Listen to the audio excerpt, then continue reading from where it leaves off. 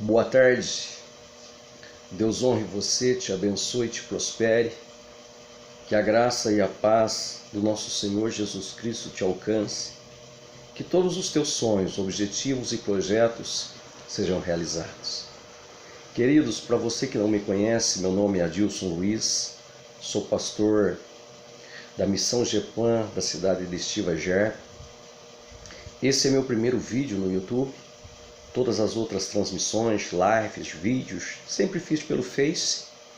E ontem mesmo eu estava praticamente no meio de uma live e não sei se foi a net ou então uma sacanagem do próprio Facebook, porque não somente eu, vários pastores, vários irmãos e em diferentes cidades não tivemos êxito, né? Infelizmente tivemos que parar. E eu fiquei em dívida com os discípulos, com algumas pessoas, em relação a essa palavra. Então eu estou fazendo ela pelo canal. E você que vai assistir, eu lhe peço que você se inscreva. Sendo este o primeiro, haverá muitos, tá bom? Para a glória de Deus. E você pode estar compartilhando e pode estar abençoando. Amém? Promovendo o reino de Deus através dessa palavra. Tá bom, querido? Eu quero compartilhar algo que está em Gênesis, no capítulo de número 16, no verso de número 13. A palavra de Deus diz assim: E ela chamou o nome do Senhor com que ela falava. Tu és Deus da vista, porque disse: Não olhou eu também para aquele que me vê? Por isso se chama aquele poço Laai-Roi, que está entre Cardes e Bered. E Agar deu um filho a Abrão, e Abrão o chamou o nome do seu filho que tivera Agar, Ismael. E era Abrão da idade de 86 anos, quando Agar deu Ismael a Abrão. Então nós lemos esse versículo aqui como um caminho, uma vereda, um guia de introdução. Mas onde tudo começa? A história de Abrão começa em Gênesis capítulo 11, verso 26. Ele era irmão de Naor, filho de Tera, irmão também de Arã. Casou com Sarai, uma mulher estéril. Vivia na Mesopotâmia, um ambiente chamado Ur dos Caldeus, que nós sabemos que era um território babilônico, E devido à sua cultura, um pouco diferenciada para a terra onde ele iria, devido à sua religião politeísta, adorava-se inúmeros deuses. Consequentemente, devido à sua devoção, à sua fé, mas além do que tudo isso, a graça de Deus o alcançou. Deus o chamou dizendo: Abrão, sai da casa do teu pai, sai da tua parentela, da tua terra, e vai-te uma terra que te mostrarei. Eu vou fazer você uma pessoa bendita. Eu vou fazer você uma pessoa abençoada. Você vai ser pai de uma grande multidão. Bendito aqueles que te abençoarem e maldito aqueles que te amaldiçoarem. E nós entendemos que todo aquele que pelo qual Deus chama, Deus faz promessa. Porque a promessa é uma alavanca que Deus usa para o chamado. Agora, entre o chamado e a promessa, existe um percurso a ser caminhado. Existe um caminho a ser percorrido. Há um itinerário que só Deus conhece. Deus, ele não explica, ele não fala, ele não mostra como vai ser o processo, mas sim como será o final. Então, o que eu aprendo? Eu preciso crer nas promessas de Deus, naquilo que Deus disse, e não ficar olhando para as circunstâncias, para o momento. Porque o momento, principalmente da vida de Abrão, será um momento de enfrentamento com o deserto, uma nova cultura, uma nova sociedade, um novo território, né? Quem já fez isso sabe muito bem, você se deslocar de um ambiente e seguir a um novo endereço não é fácil, né? E ele teve que fazer isso. Ele teve que percorrer um caminho novo. Mas entenda, tudo isso ele fez mediante a fé. Assim também nós temos que crer. Hebreus capítulo 11, ali sobre a partilheira, né, dos heróis da fé, é mencionado que ele ouviu a voz de Deus e foi para um lugar onde ele não sabia, né, na verdade aonde ele iria. Ele não conhecia. Mas, ou seja, o que significa isso? Ele creu no invisível. Ele creu na promessa. Ele confiou no Senhor. Agora, entendamos. Ele vai à terra de Canaã. A terra que pelo qual o Senhor disse que o daria. A terra que mais tarde, a partir da vida dele ali naquela terra, Deus faria uma nação. Uma grande nação. Então essa nação já estava dentro dele. Deus ia trazer isso à tona mediante a fé. Nós temos que entender isso. E basicamente o momento que Abraão foi chamado, o percurso que ele está atravessando, é muito claro quando nós lemos Romanos capítulo 4. A gente vai ver que ele tinha sequer aí, ele não era mais jovem, era um homem que foi chamado com 75 anos de idade, esposa estéril. Você, conhecedor da palavra de Deus, sabe muito bem isso. Só que esse homem creu contra a sua própria esperança. Nas lutas, nas dificuldades, nos desertos, ele vencia mediante a sua fé, dando glória a Deus. Em todo o percurso que Abraão fez em Canaã, em todos aqueles territórios, você vai ver ele levantando altares. Ele levantando altares. Então o que eu aprendo? Enquanto a promessa de Deus não se cumpre na minha vida, eu não posso ficar de braços cruzados. Eu preciso adorar, eu preciso crer, eu preciso confiar. Ele faz altares, muitos altares naquela terra. Agora entenda, não é porque Deus nos chamou, não é porque você está caminhando com Deus que você não vai ter luta. Todos nós temos luta. Na verdade, as adversidades, as lutas, elas são questões humanas. Faz parte da nossa vida. O ímpio passa por luta, o crente passa por luta, o ateu passa por luta. Não tem para onde ir, né? Só que com o Senhor a gente vence. Então, com o Senhor nós temos promessa.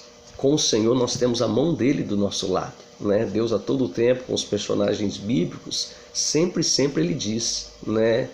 Eu sou contigo, eu estou convosco, não vou te abandonar, não vou te desamparar. Todo o tempo ele disse a Israel no deserto, ele disse a Moisés, ele disse a Josué.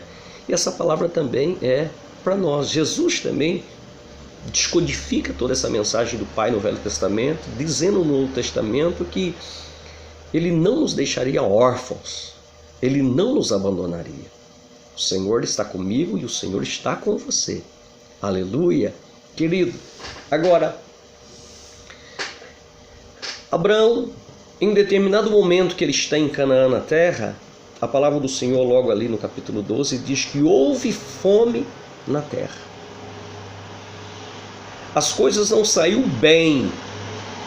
As coisas não saíram da maneira que Abraão ele esperava. Mas, entenda uma coisa, eu preciso tomar muito cuidado nas minhas decisões, nas minhas escolhas. Porque a dificuldade, ela pode provocar uma escolha errada. Assim como uma crise provoca uma oportunidade de mudança, isso de um modo sensato e inteligente, as crises também elas podem produzir escolhas totalmente erradas. Uma mudança de endereço sem uma orientação divina. Um deslocamento sem uma ação do Espírito, sem Deus falar nada. Houve fome na terra. E o que Abraão fez? Ele desceu no Egito. Deus não pediu, Deus não mandou, não houve nenhum mandamento da parte de Deus, nenhuma ordem, né, da parte de Deus dizendo desça ao Egito. Mas é assim que a gente faz. A gente sempre procura atalhos, a gente sempre procura o mais fácil. Isso faz parte da natureza humana, mas não é o correto. Por isso devemos andar em espírito. Por quê? Porque isso pode acrescentar problemas maiores. As nossas escolhas erradas podem estar envolvendo a nossa casa, pode estar envolvendo a nossa família, que a gente pode prejudicá-los. Você vai ver que ele teve um problema no Egito, porque os príncipes do Egito se gabaram da esposa dele, de Sarai, para Faraó. E Faraó a cobiçou e Faraó a tomou como esposa. No entanto, ele também disse, né, que ela era a irmã dele, ainda que era meia-irmã, mas era esposa. Ele mentiu. Consequentemente, Deus teve que interferir, né? Pela graça divina, Deus interferiu e houve pragas, né, sobre a vida de Faraó. E Faraó libera ela. E você vai ver, estou resumindo aqui para a gente ganhar tempo, ele retorna a Canaã. Só que quando ele retorna a Canaã, ele traz do Egito uma serva egípcia, Agar. Agora entenda, pior do que descer no Egito é você trazer coisas do Egito para a tua tenda. É você trazer coisas do Egito para a tua geografia. Isso pode comprometer mais o teu casamento, tua casa, tua família. E a gente vê isso. Agora entendamos. Em Gênesis capítulo 15, né, Deus apareceu para ele após ele estar orando ao Senhor. Ele estava prestando um culto, talvez aí no Tameion com Deus, né, na sua tenda. Consequentemente, ele estava dizendo para Deus com um argumento que os anos haviam se passado, as coisas não estavam acontecendo da maneira que Deus havia prometido. E ele disse: Senhor, é o seguinte, por que então não fazer um herdeiro? É assim que a gente pensa, né? Está demorando a promessa? Está demorando aquilo que Deus falou? Então vai aquilo que eu tenho, vai isso aqui mesmo. Entenda uma coisa, não fabrique de maneira nenhuma, não antecipe, não tome atalho, espera em Deus, confia em Deus. Abraão, ele vai se tornar um grande herói da fé, mas é um momento de exercício. E a gente não precisa tomar o atalho que ele tomou, a gente não precisa fazer o que ele fez, muito pelo contrário. A gente pode ler, estudar, aprender e não cair nessa. Ele quis empurrar o Damasceno de Eliezer como herdeiro. Deus disse: não, Abraão, você não está entendendo. É o que for gerado em ti. É aquele que nascer de ti. Então Deus não trabalha com nada fabricado. Não tente fabricar discípulos que não vai funcionar. Não tente fabricar seu ministério que não vai funcionar. Por quê? Porque Deus trabalha com o gerar. Deus trabalha com o impossível. Deus trabalha com o sobrenatural. Por isso que eu tenho que ficar ligado ao Senhor. Consequentemente, Deus explicou para ele dizendo: não é isso, Abraão, mas aquele que nascer de ti, é a tua semente, vai nascer de ti, vai ser gerado em você. E o texto diz que ele creu. Crendo ele, isso foi imputado como justiça. E aí Deus dá um sinal para ele, né? Manda ele contar a estrela, selou essa promessa com o sacrifício, sendo o mesmo Deus ali, cumprindo, né, o compromisso da aliança entre as duas partes. O texto diz que veio uma coluna de fumaça, ou seja, fogo, o próprio Deus que se manifestou lá no Horebe, o próprio Deus que se manifestou lá em Mateus capítulo 17, né, no Monte da Transfiguração, se manifestou ali para Abraão. Ele diz: Abraão, aguenta firme, sou eu que vou gerar, e aquele que nascer de ti, ele será o herdeiro. E aí, amém. Então imagina aquele culto de domingo, aquela palavra daquele congresso maravilhoso, a gente sai eufórico, a gente sai cheio de Deus, mas durante a semana, durante os meses, durante o dia, né? Consequentemente, Abraão ele vai se esfriando na promessa. E aí vem a esposa Sarai, a esposa de Abraão, dizendo: olha, vamos ter que fabricar o herdeiro, né? A gente vê isso no capítulo 16, verso 1, diz assim, verso 1: ora, Sarai, mulher de Abraão, não lhe gerava filhos, e ele tinha uma serva egípcia cujo nome era Agar, a serva que ele trouxe do Egito. E disse Sarai a Abraão: eis que o Senhor me tem impedido de gerar. Entra, pois, a minha serva, porventura tereis filho dela. Essa tradição não era a tradição de Canaã, era a tradição da Mesopotâmia. E o que eu aprendo aqui? Que Abraão ele vai deixar o mandamento de Deus por causa de uma tradição babilônica. Terrível! Ele vai deixar as promessas de Deus por uma mera e simples, inválida, né? Por uma fábula, por uma cultura, por uma tradição ímpia, completamente à vontade de Deus. Então, a necessidade está gerando tudo isso. Eu tenho que tomar muito cuidado, porque Abraão já errou lá atrás, vai errar de novo. E aí fica essa palavra, essa aplicação para você. Até quando você vai ficar errando? Até quando você vai deixar a palavra de Deus, né? A palavra do Senhor diz assim em Provérbios, que aquele que atenta para a palavra será galardoado, né? O texto diz mandamento, aquele que atenta para o mandamento, mas aquele que despreza, ele vai perecer. Se eu não me engano é Provérbios 13, verso 13, vai perecer. Perece. Eu preciso ficar com a palavra. Ah, mas é meu pai que disse. Eu preciso ficar com a palavra. Ah, mas é o meu avô quem disse. Eu preciso ficar com a palavra. Mas é minha mãe, querido, aqui a esposa está dizendo. E Abraão ele vai cumprir o princípio de Gênesis capítulo 3. Ele vai deixar de ouvir Deus para ouvir a esposa. E ele deita com Agar. Agora vamos entender quem é Agar. Agar é escrava. Agar, ela é serva. Agar, ela é submissa. Na verdade, talvez aqui no Ocidente, é um pouco difícil da gente entender a respeito disso, essa linguagem. Mas escravo, segundo essa cultura,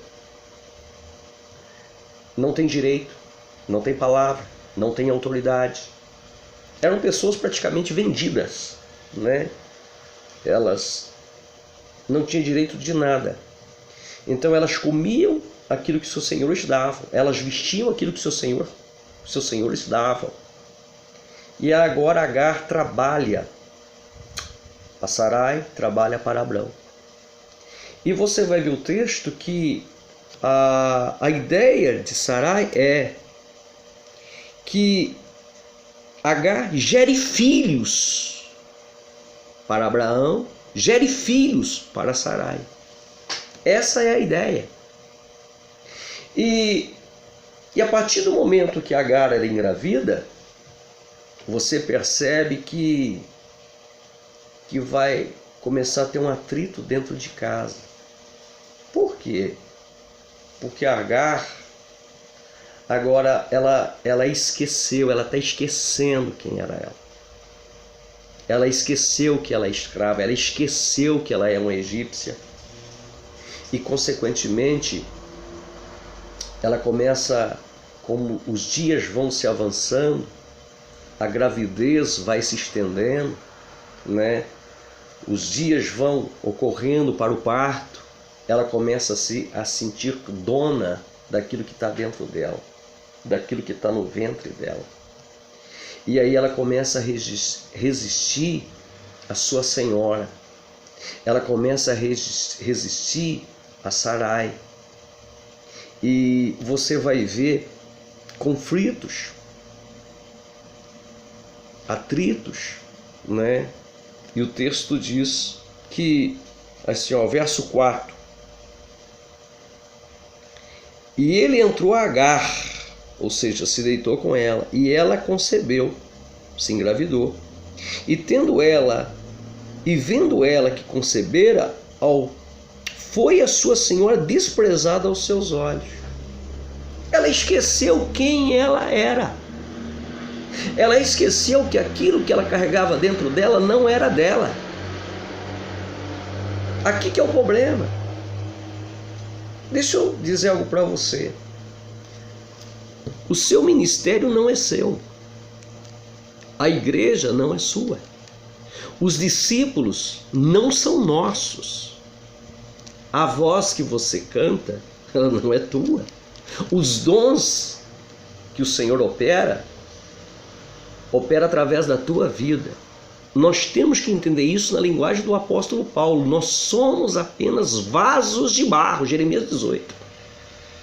Então a excelência, o tesouro, o valor é aquilo que está em nós, dentro de nós, provindo dos céus. Quem tem esse entendimento tem sabedoria do alto. Só que Agar começa a desprezar Sarai, porque a barriguinha está crescendo. Então, a história dela é a nossa história, irmão. Nós éramos escravos. De uma maneira ou outra, escravos no Egito, escravos no mundo. Nós não tínhamos nada, não conhecíamos nada, não tínhamos sequer um sentimento de servir, de abençoar, de fazer, de realizar. Abraão foi lá, comprou Agar. Jesus nos comprou no mundo, nos comprou, nos lavou com o seu sangue, nos purificou, né, com a água da regeneração, que é a palavra de Deus, né? Ele nos redimiu, nós fomos resgatados. Agora entenda, por que a gente esquece disso? Então tem pessoas que é uma belezinha, só que quando elas começam a ser usadas por Deus, se atropelam, se perdem. Como tem discípulos que são uma belezinha, puros, né, na sua fala, no seu coração, mas é só receber um ministério. Não vamos muito longe, às vezes é abrir uma célula, né? Começar a fazer discipulado com alguns discípulos, já muda o coração. Esquecem quem eram. Esquecem de onde nasceu. Esquecem quem os treinou, quem os ensinou, quem os abençoou. Esquecem das autoridades de Deus. E aí já querem ser donos, né, do seu próprio destino. Deixa eu dizer uma coisa para você. Não tenha para você o espírito de Agar. O que você carrega dentro de você não é teu. Não é teu. Foi Deus quem colocou. Foi Deus que estabeleceu. Seja humilde. A palavra do Senhor diz que Deus dá graça para os humildes. Deus quer usar você mais, muito mais. Mas Deus resiste a pessoas soberbas, que se acham donas, que se acham corretamente certas, sabe? Agar, ela esquece realmente quem ela é. Agora entenda, o texto diz o seguinte, verso 6.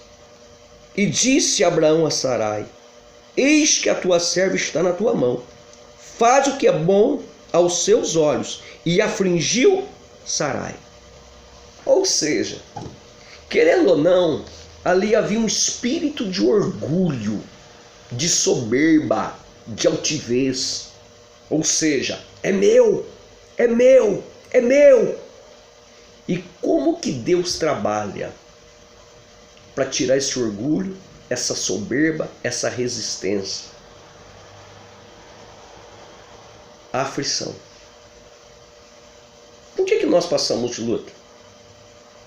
é que Deus quer nos manter no lugar que Ele quer, porque senão a gente se perde. A palavra do Senhor diz isso, se não me engano, Pedro, na sua epístola, ele diz: se nós sofremos, se somos perseguidos e vituperados, bem-aventurados sois, porque sobre vós repousa o Espírito da glória de Deus. Ou seja, peraí, mas se o Espírito está em mim, por que eu estou sendo afligido? Sim, para você descer do salto, para você manter seu coração puro, para você depender de Deus, para a gente não cair como Lúcifer caiu. Porque Lúcifer, ele começou no alto e ele terminou lançado por terra, embaixo. Então, Deus com o homem ele faz diferente. O homem começa do pó. Entendeu? Pó, humus, terra. Aí nasce a palavra humilhação. Humus, terra. Então, humilhação, ela é provocada através de aflições, de sofrimentos, para a gente lembrar que nós somos pó. E que toda honra, que toda glória é de Deus. Só que é o seguinte, feliz é aquele, a Bíblia diz, bem-aventurados os humildes, porque deles é o reino dos céus. Então, humilde nasce onde? No forno da aflição, no forno da humilhação. Só que muitas pessoas não querem isso, ainda mais o tempo que a gente vive, as mensagens que a gente ouve de altares, de púlpitos, falando que a gente é tudo isso que a gente acha que a gente é, sendo que Deus nos diz, olha, você é pó, quem usa você sou eu, seja humilde, seja simples, E não estou dizendo que nós não somos mais do que vencedores, não estou dizendo que nós não somos abençoados com toda sorte de bênçãos espirituais nas regiões celestiais, isso é bíblico, mas entenda uma coisa, hoje se fala mais no eu do que no espírito, hoje se fala, se enaltece, louva mais o homem do que o próprio Deus, até os hinos, até alguns hinos gospel, alguns hinos evangélicos falam a respeito disso. Então eu tenho que entender que Deus não divide a glória dele com ninguém. Então o que Deus vai fazer agora com Agar? Para colocar Agar no lugar dela, vai afligir. Só que o que acontece? O que acontece com Agar é o que acontece com muita gente. As pessoas hoje, irmãos, elas deixam a igreja, elas deixam Deus por pouco, elas não conseguem ser afligidas. E elas não entendem que essa aflição que elas estão passando é para tratar o caráter delas. É para tratar o coração delas. O que elas fazem? Vou para um novo endereço. Vou buscar um novo ambiente. Então trocam de igreja, como trocar de roupa. Porque lá vai ser melhor. Só que é o seguinte, troca-se de igreja, mas não se troca de coração. O coração é o mesmo. Agora Deus, o que ele sonda? O que ele vê? Deus conhece o coração. E na verdade, Deus tem que usar a aflição para que haja mudança. Hoje eu entendo algumas aflições, algumas perseguições, algumas injustiças que eu passei. Tudo isso foi para o meu bem. Se você olhar para a vida de Jó, você chega nessa conclusão. Se você olhar para a vida de José, você chega para essa conclusão. Se você olhar para a vida de Davi, você vai chegar a essa conclusão. Por quê? Deus vai forjar esses homens. Deus vai trabalhar com soldados, não com criança. Então eu preciso entender isso, porque Deus quer que eu rompa, que eu atravesse uma nova etapa. Quando eu leio Hebreus capítulo 6, eu entendo isso. O apóstolo, creio, isso é polêmico, se é Barnabé, se é Apolo, se foi o apóstolo Paulo, não sei, não tem uma afirmação correta, mas eu tenho em mente, eu creio que foi o apóstolo Paulo, não estou aqui para ir contra ninguém, mas em Hebreus capítulo 6 diz assim que nós devemos deixar os rudimentos da doutrina de Cristo e avançar para a perfeição, os rudimentos, o batismo, a doutrina da ressurreição, o juízo final, ou seja, as coisas básicas. Até o texto é meio polêmico, deixar, mas como que eu vou deixar? Sim, ou seja, porque Deus tem algo maior, Deus tem algo perfeito para nós, Ele quer se revelar. Por isso que o apóstolo Paulo diz, em 1 Coríntios capítulo 13, no versículo 6 ou 7, quando eu era menino, eu falava como menino, discorria como menino, mas até que eu fui e um dia deixei as coisas de menino. Então nós precisamos deixar de ser menino, entender que Deus está conosco, que o desafio, que a luta, que a crise que eu estou atravessando, Deus não vai me abandonar, eu não vou me contaminar, eu não vou cair, e mais, eu não vou mudar meu endereço. Eu vou resolver plantar raízes e eu vou dar fruto em meio à aflição para a glória de Deus. Irmãos, isso é agradável aos olhos de Deus. Mas Agar, no momento, como qualquer outro momento na vida de algumas pessoas que entram em crises existenciais, crises emocionais, né? Consequentemente, vou me deslocar, vou embora. E o que ela fez? Ela foi embora. O texto diz que ela fugiu. O que Abraão fez quando houve fome na terra, ela vai fazer agora com aflição dentro da casa dela. Ela fugiu. E para onde ela vai? Ela não sabe para onde que ela vai. Por quê? Porque quem está em fuga não tem destino. Quem em fuga está sem direção. Por isso que você vai ver, a pessoa vai ali, ela vai lá, até ela achar que Deus vai falar com ela, Deus vai falar comigo, Deus é até misericordioso em relação a isso. Mas entenda uma coisa, Deus não é criança, sabe? Ele é misericordioso. Ele pode até produzir um plano B para levar você para o plano A, o plano original, mas talvez não é propósito dele, não era da vontade dele, ainda que ele é misericordioso. Mas aí, olha a situação que essa mulher vai passar, olha o que ela vai enfrentar. A palavra do Senhor diz assim, que ela fugiu, né? E o texto diz, e o anjo do Senhor, verso 7, o anjo do Senhor achou junto a uma fonte de água no deserto, junto à fonte no caminho de Seir. Ou seja, aonde que essa mulher foi parar? No deserto. Tinha uma fonte de água? Sim, tinha uma fonte de água, mas deserto, sem rumo, sem direção. Na geografia de Seir, no território de Seir, ela está lá. Espera aí, por que ela está lá? E por que ela foi afligida? Porque ela esqueceu quem ela era. Ela esqueceu quem era o Senhor da vida dela. Ela esqueceu qual a sua identidade original. Nós não podemos esquecer que nós somos servos de Jesus. Você não pode esquecer. E servo de Jesus é aquele que caminha segunda milha, querido. Servo de Jesus é aquele que dá outra face. Servo de Jesus é aquele que ele prefere, sabe, entregar também a túnica, porque ele é servo. As pessoas falam em Deus, pregam, anunciam, mas quando se trata de viver o reino de Deus, irmãos, pode contar dedo. Pode contar dedo. Porque o que é conversão? O que é santificação? É mudança. É mudança. Aí o texto diz que o anjo do Senhor vai ao encontro. Por quê? A primeira pessoa ir e dizer, Agar, você está totalmente errada. Foi o próprio Deus. Esse anjo está com um A maiúsculo, né? É uma representação, uma tipologia do próprio Cristo, do próprio Senhor Jesus, né? É esse o meu entendimento, é o próprio Senhor Jesus aqui. E consequentemente o texto diz assim, que ele apareceu para ela e disse, Agar, serva de Sarai. Serva de Sarai. Ou seja, podia só ter falado Agar, mas disse serva de Sarai. Lembrou ela quem era ela. E fez uma pergunta para ela, né? De onde vens? Para onde você vai? Ou seja, ela sabia de onde ela vinha, mas para onde ela ia, porque quem está em fuga não sabe para onde está indo. Acha que sabe, mas não sabe. Fica perdido, porque o tempo vai denunciar isso. O tempo. Deixa eu dizer uma coisa para você. O que Agar carrega com ela só funciona na tenda de Abraão.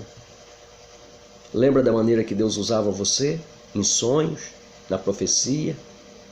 Lembra como Deus usava você na revelação? Quando você lia a palavra, você tinha uma palavra revelada. E por que isso não está acontecendo mais? Por que você morreu espiritualmente? Por que você está aí e nem sequer tem vontade de orar mais? Por quê? Porque aquilo que está dentro de você não é para ser usado aí. É para ser usado dentro da casa de Abraão. Dentro da casa do Senhor. No altar, no ambiente, na geografia, da onde você sair. Entenda isso. As pessoas, elas saem da presença ou do seu ministério, elas saem com a barriguinha cheia, como Elias, após comer aquele pão, caminhou 40 dias e 40 noites. Mas depois vem fome. Vem fome. E tem ambientes que a gente vai que Deus diz, olha, eu não vou entrar aí, sai você daí, que é a caverna. Elias entrou nesse ambiente. Deus diz, eu não vou entrar aí. Então tem cavernas na nossa vida, queridos, que Deus não entra. É a gente que tem que sair e voltar. Quando Deus diz para Elias, volta, e você vai ungir, né, a Eliseu, filho de Safate, de Abel Meolá. Você vai ungir Ageu como rei de Israel. E o outro rei lá, que era o rei da Síria, se eu não me engano, Ben-Hadad, não me lembro agora, mas eu creio que é Ben-Hadad, rei da Síria. Você vai ungir esses homens. Ou seja, você tem unção dentro de você, mas a unção não funciona dentro da caverna. A unção não funciona nessas crises emocionais e existenciais onde você está. Volta. Volta. Volta. E a unção, a chama, vai arder novamente, Agar. Agora entenda. O anjo diz, de onde você vem, para onde você vai. Ela não disse para onde ela ia, mas ela disse, venho fugida da face de Sarai, a minha senhora.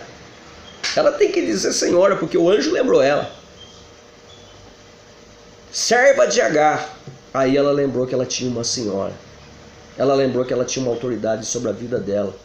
Ela lembrou que aquilo que ela carregava não era dela. E ela deveria devolver.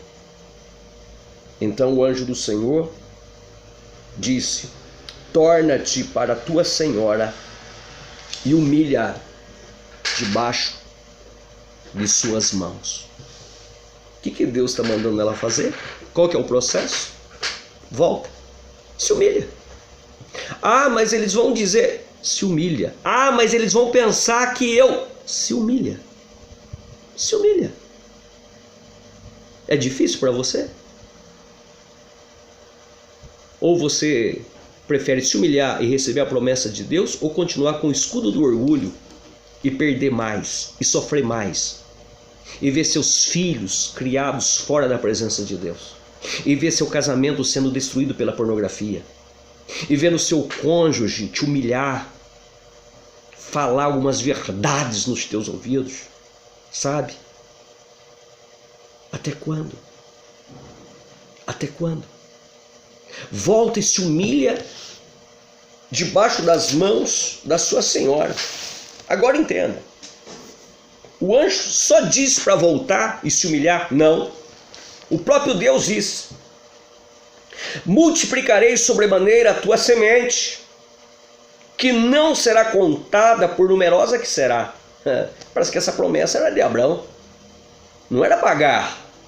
Mas Deus está dizendo, você não é culpada disso. Você é culpada de ter saído. Você errou de ter saído. Mas eu sei o que está acontecendo naquela casa. Eu sei o que acontece naquele altar. Eu sei o que aconteceu naquela igreja. Eu sei o que fizeram com você. Volte. Volte. E ele lhe dá promessa, dizendo: a tua semente será grande, que não será contada por numerosa que será. E disse também o anjo do Senhor: eis que concebeste e terás um filho. Olha que tremendo, não foi Agar, não foi Abraão que deu o nome à criança, foi o próprio Deus. O nome dele será Ismael, que significa o quê? Deus ouviu você no meio da tua aflição. Olha que tremendo. Ismael, Deus te ouviu no meio da tua aflição. Que tremendo. Né? Não ouviu no palácio, não ouviu no luxo, não ouviu, né, no ambiente de riquezas, mas Deus ouviu você, irmãos. Deus não resiste quando um aflito ora, um aflito clama. Deus não resiste o coração quebrantado. Deus não resiste. Deixa o orgulho. Deus tem promessa para você. Saia do seu ambiente, volte para a tenda de Abraão, para o pai. Abraão é símbolo de pai, de pai. Tanto Abraão quanto Abraão. Pai, pai, volte, porque lá sim é o teu ambiente, lá sim é o teu lugar. E o texto diz: portanto o Senhor ouviu a sua aflição, ele será homem bravo, a sua mão será contra todos, e a mão de todos contra ele, habitará diante da face dos seus irmãos. Olha que promessa tremenda, né? Nós entendemos que mais tarde Ismael vai ser um probleminha, né? Mas eu estou falando dentro desse contexto, deste momento de aflição, dessa criança no ventre, desse momento dessa geografia de deserto, de aflição, de desamparo, de perseguição no lar, perseguição no ministério. Deus vem com ela e fala: olha, é o seguinte, eu te ouvi no meio da tua aflição, mas você vai ter que voltar e você vai ter que se humilhar. Não era tempo de você ter saído. Ainda que Deus tem projetos, talvez aí, de uma saída, né? Um chamado, como Deus permitiu que Abraão saísse. Deus chamou Abraão, é diferente, né? Do que Abraão decidir descer no Egito, do que Agar descer na geografia de Seir, é diferente. E aí você percebe que Deus fez uma promessa: volta, Agar. E aí ela tem uma revelação, e ela enaltece o Senhor, ela ora ao Senhor, e ela dá um nome, né? Era um costume da época, quando uma atividade divina se manifestava, dar um nome no ambiente. E ela chamou o nome do Senhor com que ela falava: tu és o Deus da vista, porque disse: não olhei eu também para aquele que me vê? Não é aqui o Jeová Rafá, Shalom, né? Texenidu e etc. Mas aqui é o Laai Roi, aquele que me assiste, aquele que me viu, e eu posso ver ele. Eu posso ver, os meus olhos. Eu estou aqui para lhe dizer que no meio dessa aflição você vai ver o Senhor com você. Deus vai te levantar, Deus vai te consolar, Deus vai te abençoar no meio dessa aflição, no nome do Senhor Jesus Cristo. Agora, tremendo, o decorrer dos versículos diz assim: e Agar deu um filho a Abraão. Imagina ela no dia do parto. O menino nasce, e ela lembrando da promessa, olhando para aquela criança e dizendo: valeu a humilhação, valeu ser provada, ser testada, valeu a pena, pegando o bebê nos braços. E ela entrega a Abraão. Mas espera aí, de quem que era? Dela ou de Abraão? O bebê era de Abraão, porque dele, por ele, para ele são todas as coisas. Entenda isso. Aqui é a pessoa de Deus, tipifica, né, a figura do próprio Deus. Consequentemente ela entrega. E quando ela entrega, diz o texto: Agar deu um filho a Abraão, e Abraão chamou o nome do seu filho Ismael. Por quê? Porque não foi Abraão que deu o nome, ele o chamou.